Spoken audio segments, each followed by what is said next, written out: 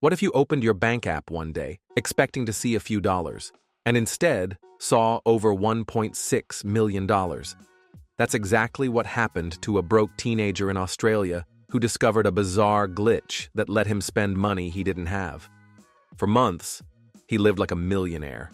Private jets, designer clothes, fast cars, and no one stopped him. This is the story of the bank app glitch that created an accidental millionaire and the consequences that followed. In a world that relies more and more on digital banking, one small software oversight can turn into a multi-million-dollar loophole. What happened to this teen isn't just a story about luck or crime. It's about the blind trust we place in financial systems, and how one kid with no hacking skills and no criminal background exposed a flaw so big it shook the banking world. It also revealed how slowly some institutions react to silent breakdowns in their technology. Meet Luke Moore, a teenager from Goulburn, New South Wales. He wasn't a tech genius. He wasn't a scammer. He was just a broke student with an overdrawn bank account at St. George Bank, a division of Westpac. Struggling with regular expenses, juggling part-time jobs, Luke had no reason to believe that anything exciting or illegal was about to happen in his life. But one day in 2010, while checking his bank app, he noticed something strange. Even though his account was overdrawn, his transactions were still going through. So he tried something. He transferred a small amount to another account. It worked. Then he transferred more. Still worked. No alerts, no blocks, no overdraft fees piling up. It was as if his account had an invisible safety net. Luke had found a glitch. Here's how it worked. Luke's account had been mistakenly set up as a limitless overdraft. That meant he could spend money, even if there was nothing in his account, and the system wouldn't flag it. No overdraft limit, no denial messages, just a virtual open tap.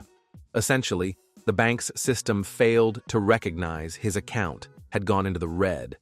And for nearly 2 years, it kept allowing transactions, withdrawals, transfers, credit card payments, all approved.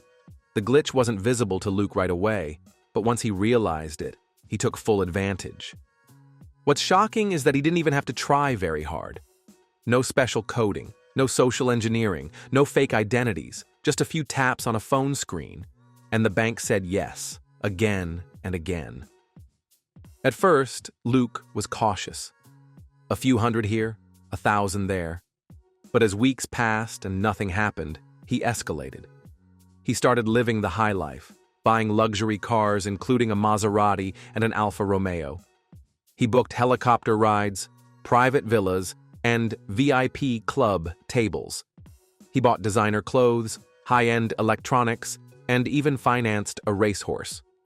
Luke enjoyed front-row concert tickets, 5-star hotels, and champagne-fueled weekends. He traveled extensively across Australia, rented expensive apartments, and started partying like a celebrity. His social media filled with photos of his new lifestyle. And still, nothing from the bank. No one called, no one emailed, no police, no fraud detection.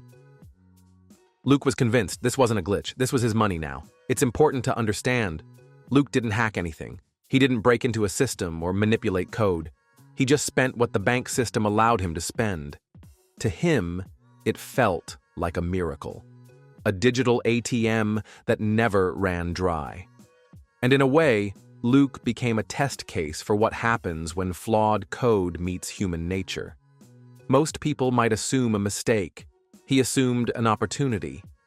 The real issue wasn't that he exploited a glitch, it's that the glitch was there at all.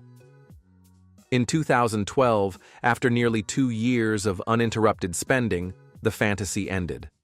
The bank finally audited Luke's account and flagged the excessive withdrawals. They contacted police. Luke was arrested and charged with obtaining financial advantage by deception, a charge similar to fraud but legally distinct. During the trial, Luke argued that he didn't deceive anyone. He simply used what the app let him use.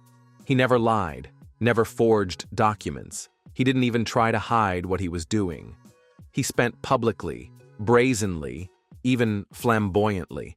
But prosecutors argued that any reasonable person would know this money wasn't his. The court agreed. Luke was convicted and sentenced to jail. His high life came to a screeching halt. But that wasn't the end. In 2015, Luke's legal team filed an appeal, arguing that the conviction was unsafe, that the bank's failure wasn't criminal on Luke's part.